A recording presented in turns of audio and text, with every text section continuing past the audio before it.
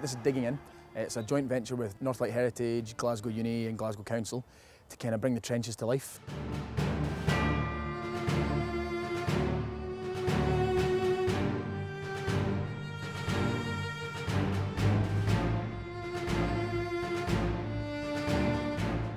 With the Queen's Park boys, we started off giving them a wee overview of what the project's about.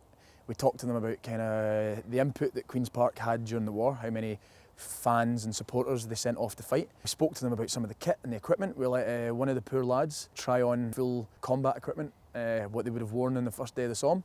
And then I walked them around the trench and we talked about stuff, and they got to ask questions about life in the trenches, about the equipment, about the hazards, and kind of we did our best to teach them what we could.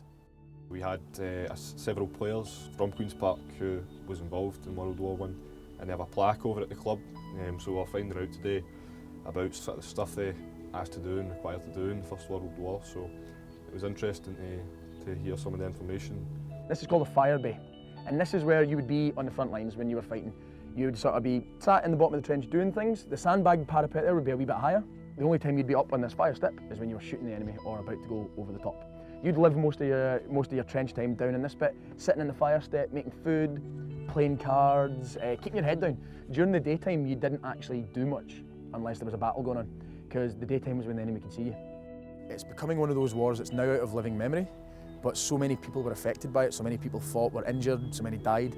It had a massive impact on the face of Europe. We need to do our best to try and keep the memory alive. Half of the adult male population of Scotland, many women as well, were serving in the military during the war, and it's something we shouldn't forget. Every family in Scotland was affected by it.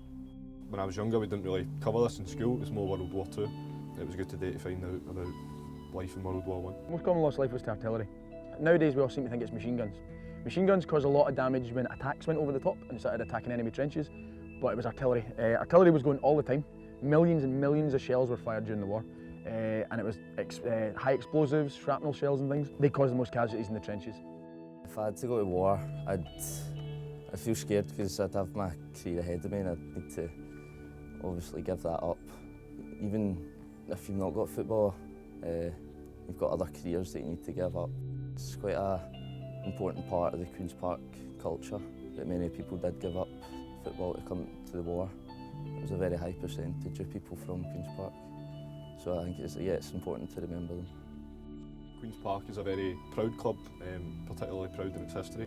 It really supported its members, footballers at the time that went to fight in the war. It's very important that Queen's Park does remember that part of its history and continues to do so. This is a good opportunity to let the players currently see what it was like back then for the players and understand what life was like.